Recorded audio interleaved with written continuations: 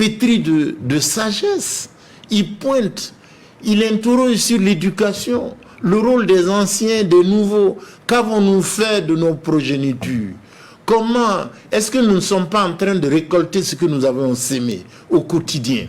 L'éducation, la rentrée scolaire. Donc, encore une fois, un petit coucou au jeune Timothée Savadogo, qu'il continue bien. Encore une fois, pour revenir à l'exemple, nul n'est prophète ce soir. Le président Thomas Sankara, de partout, la planète Terre, vous allez aux États-Unis, sur tous les continents, surtout le continent africain, Thomas Sankara a le privilège de réveil, de conscience de toute la jeunesse. Comment espérer? Comme l'Afrique peut se prendre en charge, l'Afrique peut se suffire. Quand vous écoutez le président Ibrahim, le capitaine Ibrahim, vous croyez l'entendre en fond sonore. Voilà. Que l'Afrique n'est pas pauvre. On nous a mis à l'école, on nous a fabriqué la pauvreté. On a une superficie de 30 millions de kilomètres carrés. Et quand vous regardez la carte, c'est comme si vous avez l'impression que c'est moins que ça. Hein? Bon, bref, le président Sankara a eu raison. Et l'histoire en train de dérouler le tapis d'honneur au président. Et quand vous fouillez la ville de Ouagadougou, vous n'allez trouver aucun immeuble à son nom et aucun compte bancaire établi à son nom. Il a construit et investi dans la mémoire des Burkinabés. Et les Burkinabés lui rendent bien.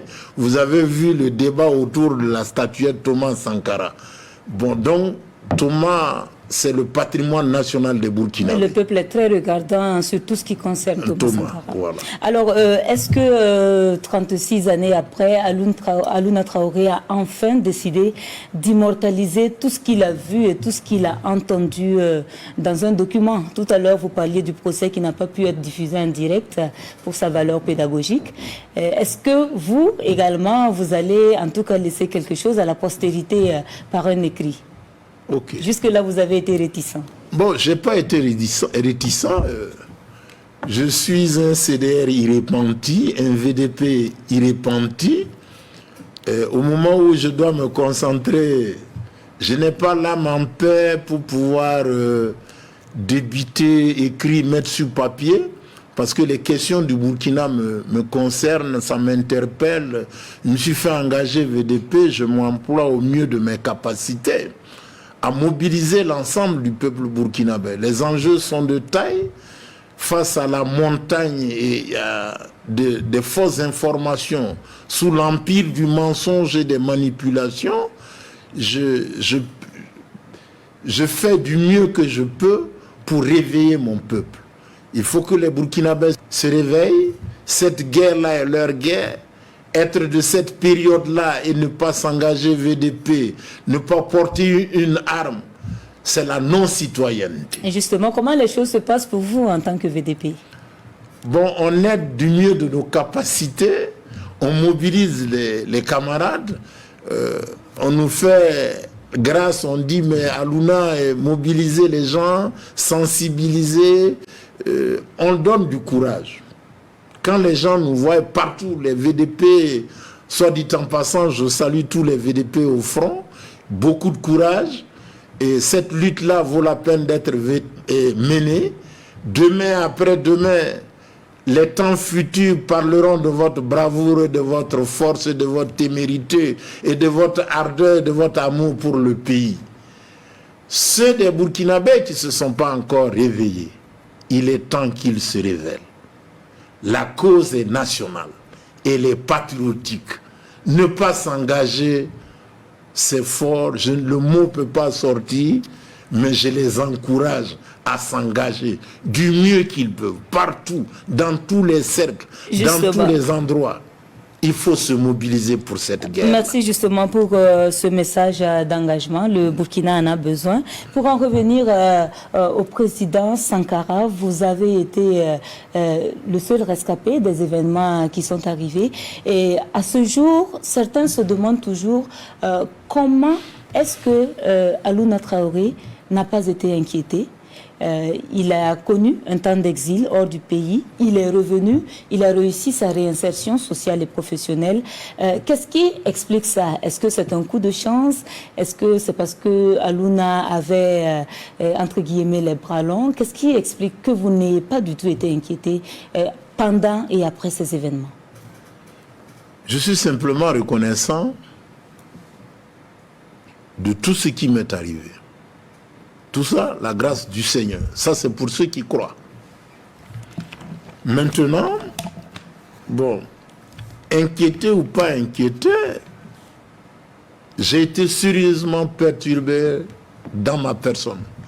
Pour trouver les équilibres que j'ai aujourd'hui, ça a été la traversée du désert.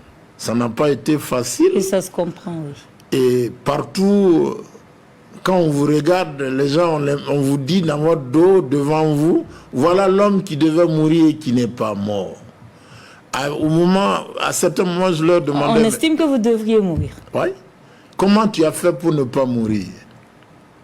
Bon, victime d'avoir survécu. Avant, je disais aux gens, il faut demander au bon Dieu parce que c'est lui qui sait ce qu'il a fait.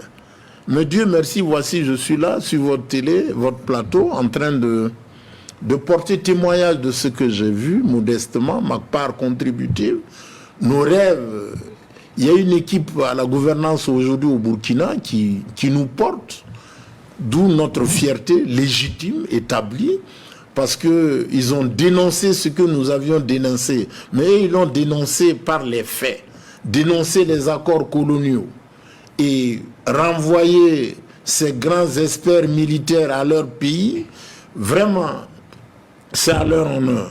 Donc, Aluna, ma part modeste dans ça, je n'explique pas moi-même ce qui est arrivé. Je me contente d'être et de porter haut, d'expliquer à la communauté nationale ce que nous faisions. Le langage, il est simple.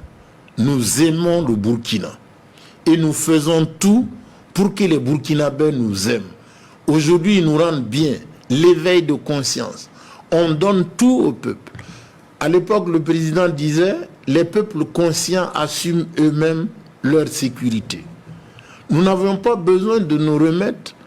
Bon, les militaires vont venir nous défendre. Vous-même, vous devez être un militaire partout où vous êtes.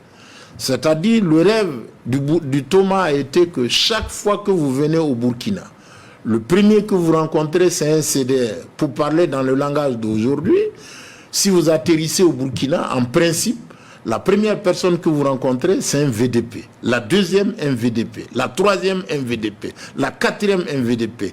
Exactement comme à Cuba.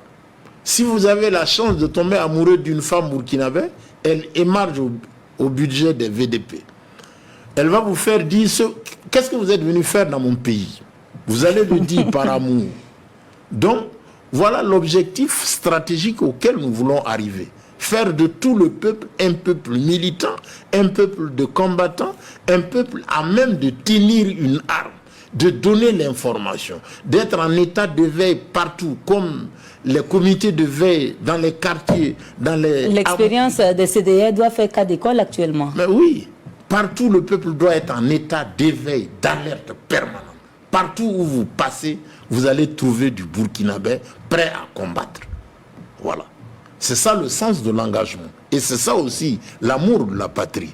Aimer un peuple, mais le décliner en effort, en prière, en sacrifice, en générosité.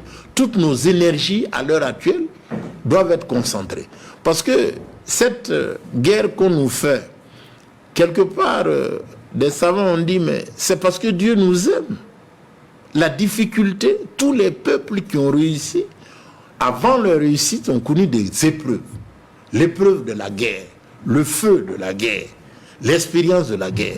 Si nous nous unissons pour bouter hors l'ennemi, nous allons nous réunir, nous rassembler pour développer ce pays. Ce serait un champ. On se connaît sur un terrain de vérité, de sincérité, d'amour et d'attache, des liens de camaraderie. Ça, c'est des liens de sang et de larmes.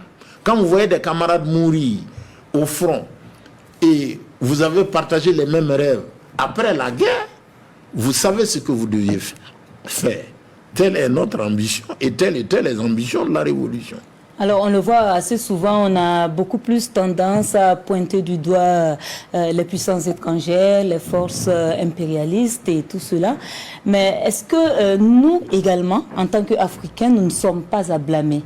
Parce que nos anciens le disent souvent, lorsque un lézard arrive à s'incruster dans un mur, c'est bien parce qu'il y a des failles. Ça, c'est le narratif de ce que nous avons en face. Aimé Césaire a dit, le malheur du noir, c'est d'avoir rencontré le blanc. Vous vous imaginez de l'esclavage qui a duré 500 ans à la période coloniale. Après ça, le néocolonialisme qui a installé des écoles, une manière... Nous sommes obligés de parler français. Le français est obligatoire pour toutes les colonies françaises.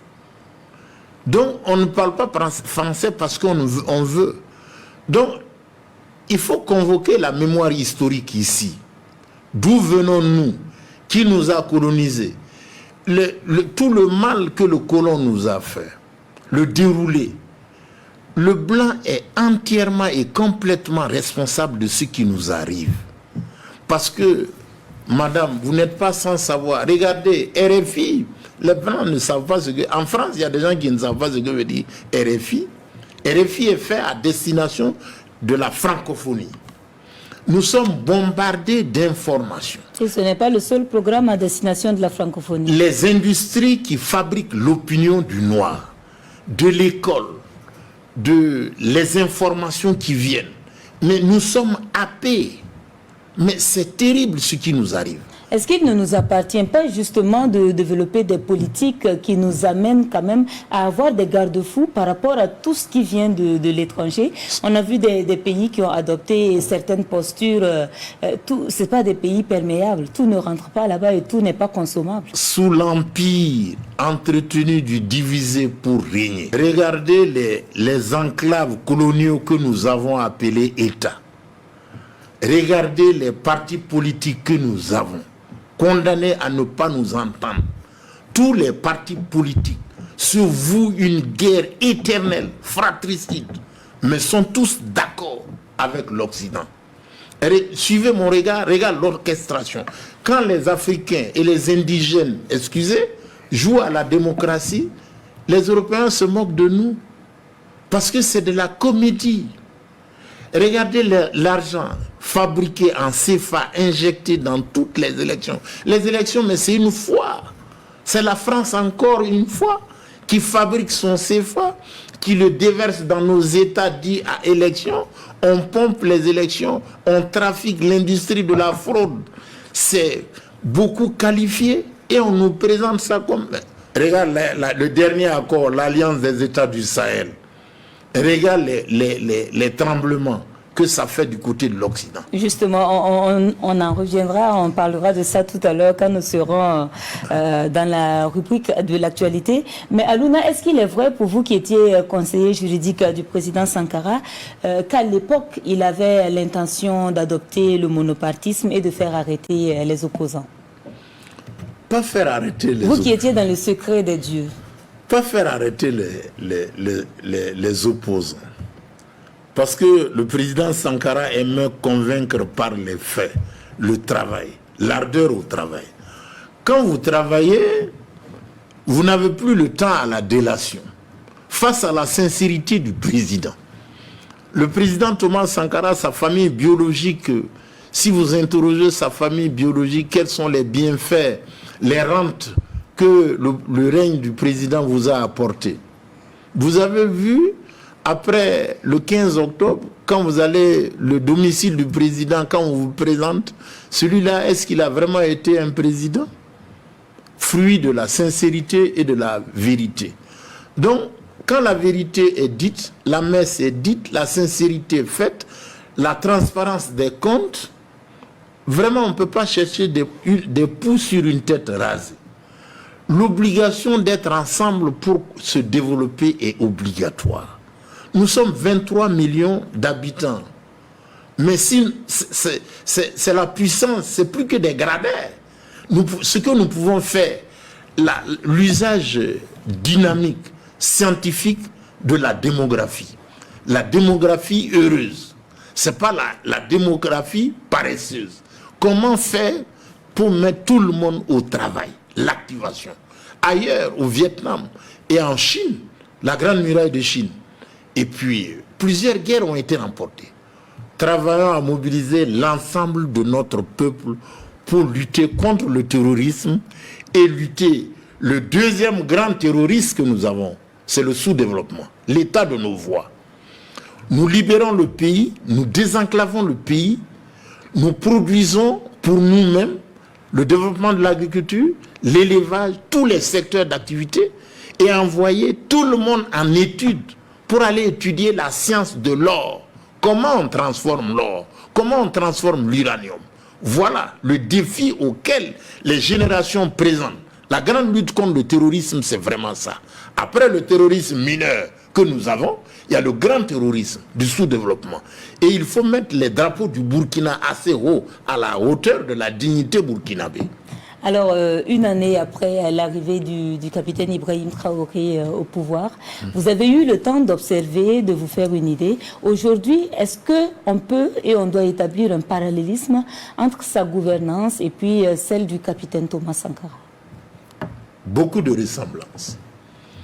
Pour ne pas dire que j'admire le capitaine président, depuis la proclamation du MPCR2, la sincérité du capitaine a décrit l'état des troupes et l'état de nos populations sur le front, l'état de dénuement, la réorganisation. Parce que nous étions assis dans un pays où personne n'avait fait le diagnostic de nos capacités de combat. Nous étions malades d'inorganisation. Inorganisé, on ne peut pas gagner une guerre. Quand le camarade président vous dit après une année, nous sommes toujours en introduction, il se trouve des démocrates, bon, bien pensants, qui disent mais quand est-ce que nous allons être au développement? Mais ils ne savent pas, ils ne sont pas au même niveau d'information que le capitaine. Le dénuement était établi et au jour d'aujourd'hui, l'équipement du Burkina, au jour où le capitaine prenait le pouvoir, c'est le jour et la nuit. Donc encore une fois, je voudrais demander à nos compatriotes d'avoir l'honnêteté. Nous avons une chance encore une fois. Le Burkina va avoir rendez-vous de son histoire. La première fois, nous avons eu le capitaine Thomas Sankara, qui a été aussi d'une sincérité et d'une honnêteté. Quand le président vous dit, ils sont venus me voir, voilà les propositions indécentes qu'ils m'ont fait.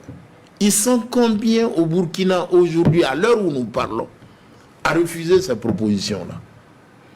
Ça peut se compter du bout des doigts. J'atteste là la sincérité.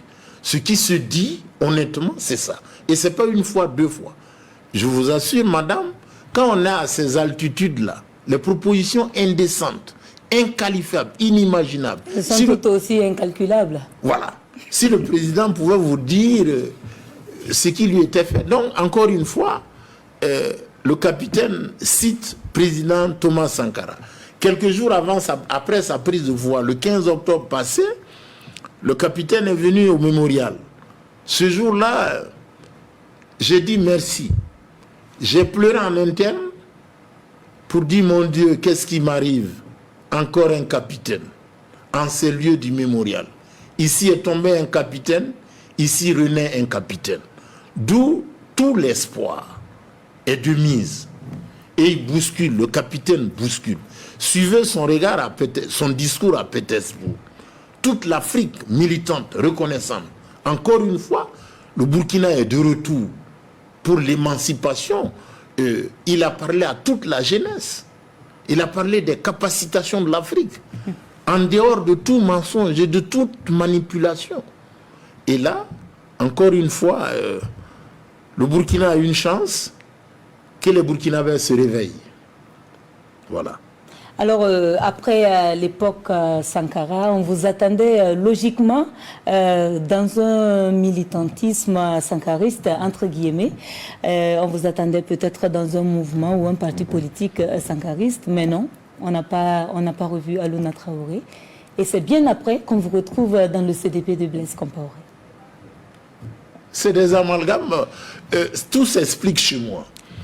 Bon, c'est vrai, avec le mouvement sankariste, moi j'ai très tôt appris que je milite pour les actes Sankara, que je connais.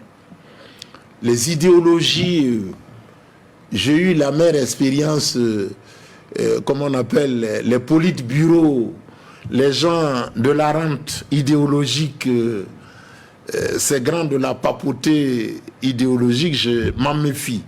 Je préfère les faits, les actes Sankara, qui procèdent de l'amour de son pays et de son peuple, et qui travaillent en s'intégrant aux masses, vivre avec les masses. On finit par vaincre avec elles, on capitalise tous leurs problèmes avec votre savoir occidental, vous les faites émerger ensemble. Est-ce que vous avez retrouvé ces actes-là au CDP? Est-ce que vous les Non, avez retrouvés? Non, au CDP, c'est concours de circonstances. Mon père est chef de village. Il me dit, mais Alouna, toi là, est-ce que ça va chez toi? J'ai dit, oui, ça va. Il dit, non, ça va pas. Comment je peux être chef ici et puis je n'ai pas mon fils à la mairie pour me dire ce qu'il faut. Donc encore une fois, je voudrais que tu viennes là, je te ferai élire.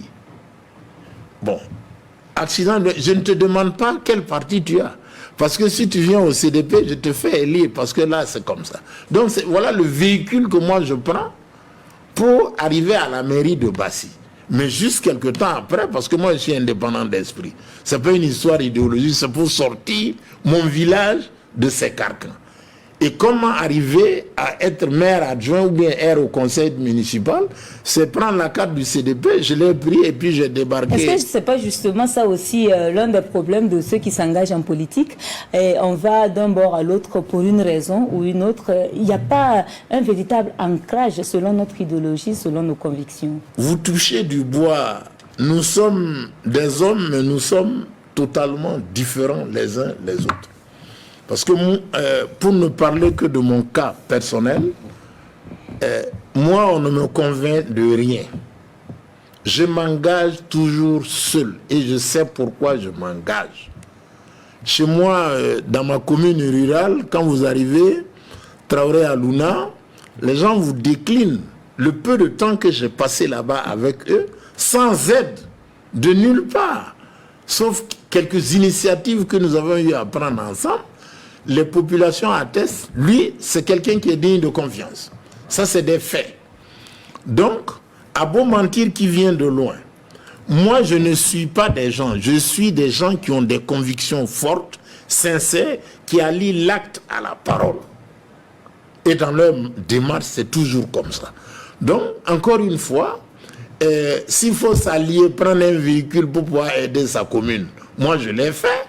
Mais ceux qui l'ont fait pour d'autres calculs, au MPP par exemple, moi j'étais au MPP, mais ça ne m'a pas empêché de dénoncer les dérives quand c'est arrivé. Donc encore une fois, même au MPCR2, je suis le mouvement du MPCR2. Je suis de cœur et d'esprit avec eux. Tant qu'ils continueront de se comporter comme ils se comportent, je suis avec eux. Et tant que Alouna peut contribuer à faire avancer le pays, vous êtes là? Ouais, tant que je peux continuer de réveiller les masses pour qu'ils soutiennent davantage. Alors, vous l'avez dit tout à l'heure, vous êtes également premier adjoint au maire dans la commune de Bassy, dans le Zandoman. Quelle lecture faites-vous justement de l'évolution de la situation sécuritaire dans cette région du pays? Comme le président a dit, nous sommes en phase introductive. Nous avons acquis, à l'arrivée du MPCR2, les équipements que nous avions n'ont rien à voir avec les équipements que nous avions aujourd'hui. Donc un grand pas. Il y a beaucoup qui parlent pour parler. Il y en a qui pensent que cette guerre-là, ça finit du jour au lendemain. Ça a commencé. On ne peut pas mettre un terme, ça finit tant. Mais avant que ça ne finisse, cette guerre-là a besoin du côté burkinabé de notre engagement. Donc, chaque jour que Dieu fait, nous nous organisons. Nous voulons populariser cette guerre-là, qu'il n'y ait pas de village au Burkina, qu'on ne puisse pas compter 25 à 30, 50, 100 VDP formés et prêts à l'action. Ça voudra dire, partout où vous touchez, vous allez avoir en face de vous 1500 et au-delà combattants. Vous rentrez, mais vous ne sortirez jamais. À la limite, à la postérité, les gens inscriront dans leur histoire le Burkina Faso, pays qu'il ne faut jamais s'hasarder à attaquer. Parce que tous les Burkinabés sont des militaires formés, ils savent manipuler l'arme. Et après la manipulation de l'arme, une fois que la guerre est finie, on est ouvrier, on est agriculteur, on est éleveur, on est constructeur. C'est ça la dynamique VDP. Donc on est VDP à vie. On aime le pays, on est militaire en combat. Après les combats, on est combattant et après on est acteur du développement. On range ses calages dans un bon endroit et on construit le pays. Vous l'avez dit, hein, c'est un terrorisme qui a vraiment la peau dure, malgré l'obtention des équipements, le recrutement massif des VDP et le maillage du territoire. On voit toujours en tout cas des attaques assez difficiles pour nos forces combattantes. Aluna, aujourd'hui, comment est-ce qu'on peut convaincre surtout les fils du pays qui ont pris des armes pour combattre encore ce même pays? Comment les convaincre de déposer les armes? Bon, un de nos militants, un grand militant, pour ne pas le citer, Amilcar Cabral, disait il faut se préparer au pire et s'attendre au mieux. Ce terrorisme-là, qui nous a été imposé, les gens dans les lectures assez faciles du Mali, du Burkina et du Niger, ces États appartiennent à la France. Et la France n'a jamais rêvé ne pas être en possession de ces terres-là. Voilà ces terres-là qui demandent leur indépendance. Mieux, en plus, vous venez de dire une contre-vérité. Ah oui. Les enfants du pays qui prennent les armes contre l'autorité, ça c'est le narratif de ceux qui nous font la guerre. Ils ont transformé, c'est tellement facile. Madame, vous connaissez le prix d'une Kalachnikov? Comme ça, on s'élève du jour au lendemain. On n'aime pas son président, ou bien on n'est pas d'accord avec la gouvernance, et on prend les armes. Ah bah, c'est trop facile. Qui arme ceux qui nous attaquent? À partir du moment où c'est arrivé, comment les convaincre justement qu'il faut déposer ces armes? Non, nous faisons à la guerre comme à la guerre. Vous vous êtes engagé terroriste, on vous traite en terroriste. De grâce, les histoires de négociation de ceci, non. Mieux, il y a une nouvelle espèce de terrorisme qui arrive. Vous parlez de gens qui ne finissent pas. L'Occident, ceux qui font la guerre en Ukraine, il y a une nouvelle race de terroristes qui viennent. Tous les mercenaires recrutés pour l'Ukraine sont en train de venir au Sahel à l'heure où je vous parle. De fait constant. Donc, cette guerre-là c'est pas demain la veille. Encore une fois, il faut que nous nous armions de courage, de force et de témérité pour vaincre ce terrorisme-là. Autant on recrute des gens dans nos contrées, dans les villages. Il n'y a qu'en Afrique que vous trouvez des gens à qui on peut donner de l'argent pour aller tuer. Vous donnez l'argent à un noir, il va tuer un noir. Oh, scandale des scandales. On ne voit ça nulle part. Donc il faut que nous changions notre manière de faire. La culture de la facilité aboutit effectivement à ça. Le colon, par l'école et par son narratif, nous a inculqué la peur, l'industrie de la peur.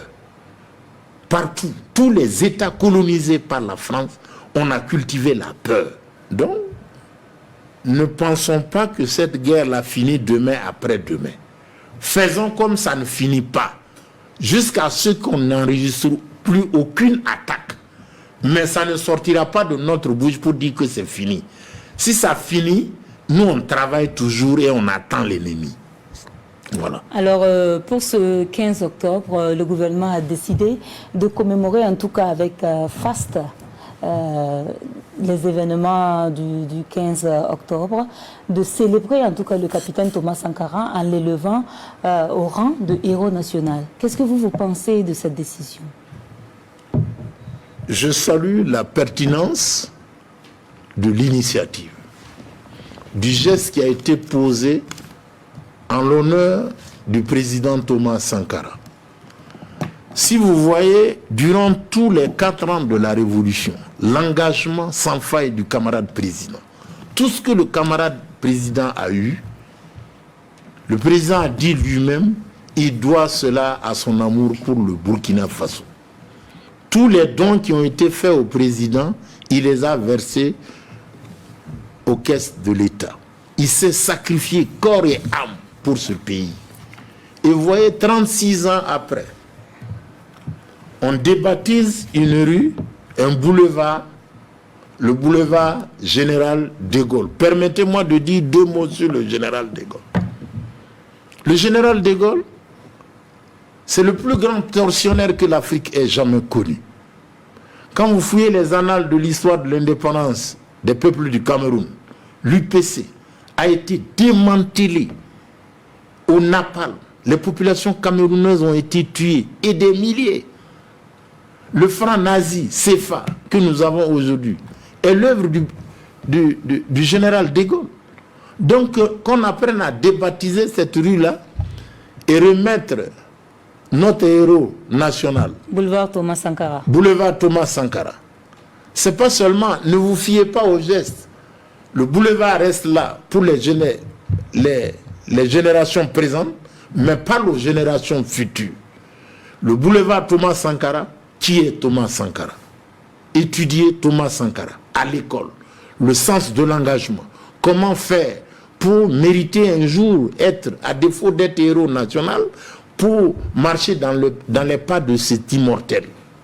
Thomas Sankara, pour le sacrifice consenti bien avant la Révolution, sur les théâtres d'opération, la guerre Mali-Burkina révèle un jeune officier, téméraire, audacieux, le nom Thomas Sankara.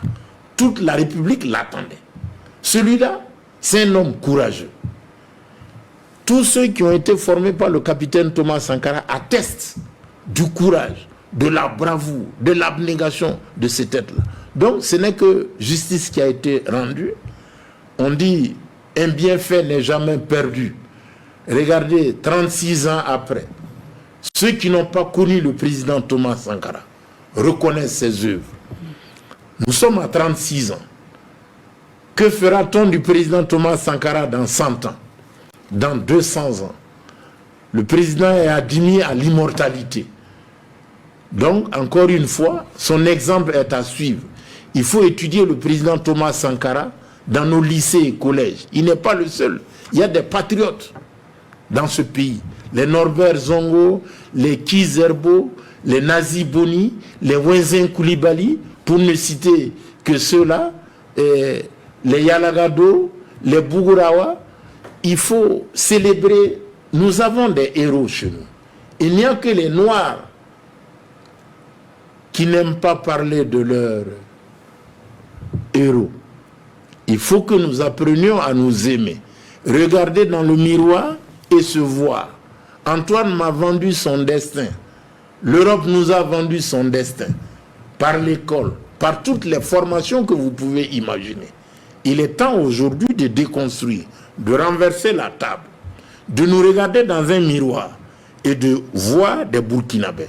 Au jour d'aujourd'hui, quand vous faites 20 ans, 25 ans, 15 ans à l'école, vous sortez blanc. Vous êtes blanc, d'esprit et d'âme, et de religion également, de tout. Et vous détestez le noir. Mieux, ceux qui ont tué vos pères, grands-pères, brûlés, vous donnez le nom de vos enfants à cet tortionnaire-là. Où sommes-nous? Nous sommes en Afrique. Alors, votre vérité n'est pas forcément absolue, ce n'est pas le cas pour tout le monde. Puisque vous-même, je pense que vous ne vous revendiquez pas blanc d'esprit, d'âme et de corps et tout. La vérité n'est donc pas absolue. Je parle français. D'accord.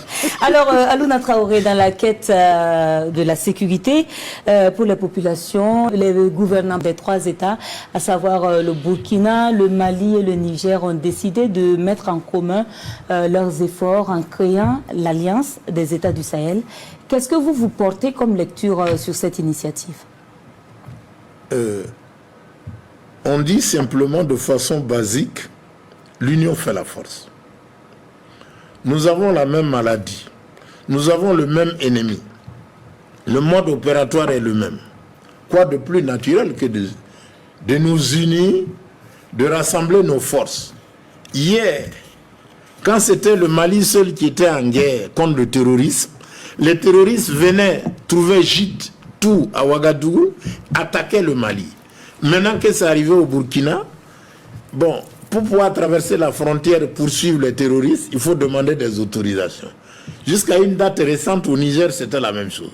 Mais au jour d'aujourd'hui, du fait de l'alliance, ces trois pays sont considérés comme un seul pays. Quand vous chassez du terrorisme, vous allez où vous voulez jusqu'à ce que mort s'en suive. Encore une fois, ces trois États font preuve de génie. Et si vous voyez l'union de ces trois États-là, il n'y a que tous ceux qui ne sont pas d'accord émargent à l'école des maîtres colonisateurs, surtout de la France, qui a la manette. Le terroriste au Burkina, au Niger et au Mali s'appelle la France. N'ayons pas peur des mots, appelons un chat un chat. Donc ces trois États rassemblés font le malheur. Pour voir comment cette alliance-là fait mal, écoutez les échos de l'alliance du côté de Paris. Paris peint ça en noir. Tout média France, mais ils disent que ce n'est pas possible. Ils n'arrivent même pas à venir à bout de la pauvreté. Ils nous ont fabriqué tellement de faux combats que finalement, c'est eux qui savent ce qui est bien pour nous et ce qui n'est pas bien pour nous. Alors que nous-mêmes, pour une fois, nous décidons de ce qui est bien pour nous. On rassemble nos maigres forces, on se conscientise, on forme nos peuples à l'assaut du terrorisme, comme ça se fait à Kidal. Est-ce que justement avec la mise en œuvre, la mise en place de l'AES, on peut ou on doit songer à tourner dos à certaines institutions sous-régionales comme la CEDEAO, qui est décriée en tout cas depuis quelques années? Madame, quand vous êtes membre d'une association, que vous ne payez pas vos cotisations, que vous connaissez, que quelqu'un paye la cotisation, regardez les comportements de la CEDEAO. On tue du Malien, on tue du Burkinabé, on tue du Nigérien. La CEDEAO ne bouge pas. Il suffit qu'on touche à Bazoum, la CEDEAO trouve moyen de se lever et de vouloir organiser une force pour attaquer le Niger. Dans le cas d'espèce, quand vous avez écouté les communiqués des autorités du Burkina, vous touchez au Niger, vous avez touché au Burkina. Vous touchez au Mali, et le Mali dit, vous touchez au Niger, vous avez touché au Mali. La France, encore elle, très consciente de sa force, on appelle ça le rapport de force. Partout, ce que la France a enseigné dans toutes ses écoles, écoles de guerre, écoles de management, écoles de savoir, le rapport de force. Vous avez le savoir, vous avez tout. Donc, la France a réfléchi, le rapport de force est en sa défaveur. Donc, elle n'interviendra pas, elle ne peut pas intervenir au Niger. Encore une fois, ces peuples de ces trois pays-là ont eu le génie de créer l'AES et ils vont encore aller loin. Il faut penser à la servitude coloniale nazie, le CFA. Il faut qu'on s'en débarrasse et d'urgence. C'est l'autre esclavage comme ça, économique. Il faut qu'on s'en débarrasse. De l'AES, je pense que ce n'est que le début. En droit, on dit le pénal tient le civil en état, oui. Le militaire tient l'économie en état. Si ces questions militaires sont réglées, je pense que nous arriverons... Alors, Alouna Traoré, le chef de l'État qui a également mis en place un fonds de soutien patriotique pour permettre à chaque Burkinabé de contribuer à sa façon pour l'effort de guerre. Qu'est-ce que vous pensez de cela? L'effort de guerre, l'effort de paix, pour tous ceux qui ne peuvent pas aller au combat, mettre la main à la poche. Madame, vous remarquerez que tous ceux qui parlent trop ne mettent pas la main à la poche. Ceux qui ne parlent pas, les citoyens lambda, de l'ombre, ceux qui font la veille citoyenne, c'est eux qui cotisent. Ils donnent 6 francs. Quand vous allez dans les marchés hier à Ouagadougou, vous voyez nos vieilles mamans, prenez 500 francs, prenez 1000 francs. Soutenez le capitaine. Il y en a qui qui gênent, il y en a qui prient, ils font tous les sacrifices nécessaires pour que nous sortions de cette guerre-là. Mais ceux qui augmentent le budget des savoirs occidentaux critiquent la méthode, critiquent la gouvernance IB. Mais parlez de l'essentiel, l'effort de guerre. Prenez une arme. Allez au combat, au front. Alors, Aluna, tantôt, on a le sentiment que vous avez une dent contre les intellectuels. Tantôt, on a le sentiment que vous estimez qu'il faut vraiment des intellectuels bon teint pour la gouvernance de ce pays. On ne sait pas finalement où est-ce qu'on doit se situer avec vous. L'école, est-ce que l'école en elle-même est mauvaise? C'est peut-être le contenu que l'on donne à ce qu'on enseigne à nos enfants qu'il faut revoir. Merci. Vous avez trouvé par vous-même ceux sur lesquels je voulais en venir. Je n'ai rien contre l'école tant qu'elle instruit pour le bien. Vous avez vu, nous sommes à la rentrée scolaire. Partout, c'est le bombardement. Il faut inscrire les enfants à l'école et tout ça. Mais est-ce que vous savez qu'est-ce qu'on enseigne à nos enfants? Du CP1 au CM2, vous trouvez ces gens-là, il a le certificat d'études, à peine le matin, s'il se lève, il peut venir dire bonjour maman, bonjour papa. S'il vient, c'est qu'il a un besoin à satisfaire. Bon, bref, j'ai tout contre l'école parce que l'école coloniale, dans sa version coloniale, fabrique. L'école a été scientifiquement préparée, fait pour servir une administration coloniale. Les États de la coloniale à la néocolonie, les intellectuels africains, je m'excuse, n'ont pas beaucoup contribué à la transformation de l'école. Parce qu'ils sont pilotés, tiraillés de toutes parts par les financements. Suivez mon regard. Les gens ne montent pas les projets eux-mêmes. Ils ne réfléchissent pas par leur propre tête. C'est des gens qui réfléchissent et qui leur disent de faire. La démocratie sous commande, la liberté de la presse sous commande, les droits de l'homme sous commande. Mais ma chérie, vous voulez que je prenne ces gens-là au sérieux? Parce que moi je sais que le monde, de par la division du travail, de par les économies constituées de façon planétaire, il y a cette mafia-là qui gouverne la finance planétaire. Les transnationales qui sont plus riches que des États. Souffrez, regardez l'État du Soudan. C'est une bombe à explosion. Pourquoi? Partout où il y a la guerre, dans le sous-sol là, il y a des intérêts stratégiques. Il y a de la ressource.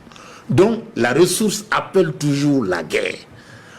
Encore une fois, il faut que les intellectuels burkinabés, le législateur burkinabé, les juristes burkinabés s'asseyent, réfléchissent le Burkina, réfléchissent le droit fait de nos coutumes au Burkina, fait de nos habitudes au Burkina, que de virer facilement en disant nul n'est censé ignorer la loi. Bref, il y a tellement de faux trucs qu'on nous a mis dans l'école, dans ces parcours. Il faut critiquer l'école, parce que celui qui a instauré l'école ici l'a fait pour un objectif. Moi, je ne l'en veux pas. En plus de l'école, il y a les jeux de société, de distraction. Ils sont... Non, mais ma chérie, le temps ne suffit pas, mais c'est de l'orchestration. Le noir ne peut pas être libre. Il y a tellement de facilité, tellement de distraction, tellement de divertissement. Et en même temps, on vous dit de vous occuper de tout. Certains intellectuels disent non, c'est notre faute, nous y avons contribué. Naturellement, nous avions contribué. Parce qu'on a donné l'argent. Suivez mon regard, les derniers événements qui ont été préparés au Burkina. Quand vous fouillez au fond, c'est l'argent qui a parlé. Vous voulez parler de la tentative de déstabilisation. Exactement. L'argent a parlé et les gens ont perdu la raison. Qui l'eût cru? Alors, Aluna Traoré, vous l'avez dit, hein, le débat est passionnant, mais nous sommes malheureusement au terme du temps qui nous était imparti. 15 octobre 2023, plusieurs décisions prises en Conseil des ministres que le gouvernement met en œuvre. Alors, Thomas Sankara érigé en héros national, la construction d'un mausolée dont la première pierre a été posée, l'avenue Charles de Gaulle qui devient le boulevard Thomas Sankara. Et aussi, on annonce le retour de près de 200 000 PDI dans leur localité d'origine. Au regard de tout cela, juste un mot, Aluna, avant qu'on ne referme cette émission. Félicitations au capitaine pour ses engagements, qu'il tienne ferme. La victoire est au bout. La victoire appartient aux gens de conviction et de certitude. Du courage à lui. Merci Alouna Traoré d'être venu sur ce plateau. C'est toujours un plaisir de vous recevoir. Okay.